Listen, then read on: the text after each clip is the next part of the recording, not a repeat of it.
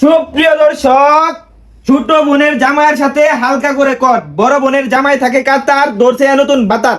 বাবির সাগরে এই চেঙ্গা দিতে চাইছিল সাঁতার দিতে এসে হালকা করে কট।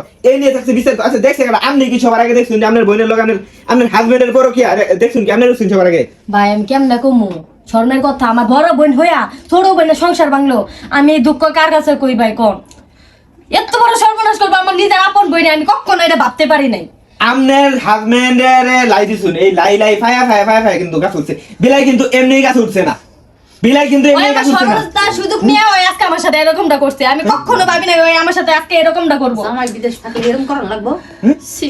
এ ভাই তোরা দেখতে দেখা যায় তো মানে দেখতে দেখা যায় তোর গাঞ্জা ঘুরের মতো। তুই দেখে এরকম একটা সুন্দরী বউ পাইছস, তুই এরকম একটা সুন্দরী বউ পাইছস, এই বউ তুই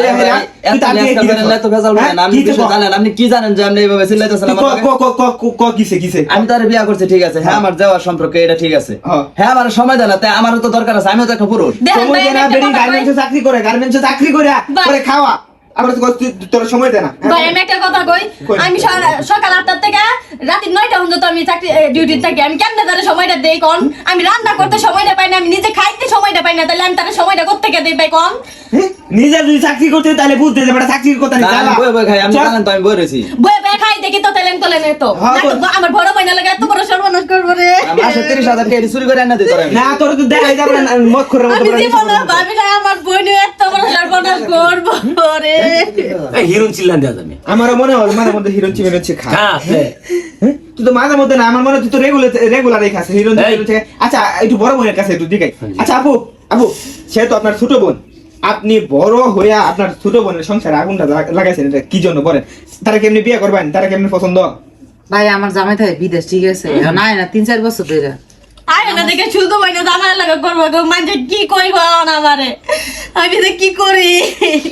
অন্য মানুষকে আমি সব বলবো না, আমি ছোট করে আমার আমার তো বড় একটা বিয়ে আছে, হেডে সব করতে পারলো না। তাহলে আমার এই ভালো বিয়ে লাগছে। কম বড় ভালো আছে, তারপর তো সুন্দর আছে, চেহারা ভালো আছে, হেডে হিরোন ছিল অবশ্য। সংসারটা গেলে বাংলায় বা ভালোবাসা কি কোনোদিন হিরোইন সিয়ারে গাঁজা করার মাজা কর মানে?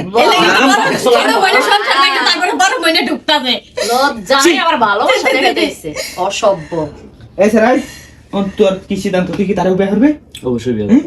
ওরে বাবা আবার কই মুখটা দেখে কক্ষের মধ্যে দেন রে এটা ফাজিল করতে যত।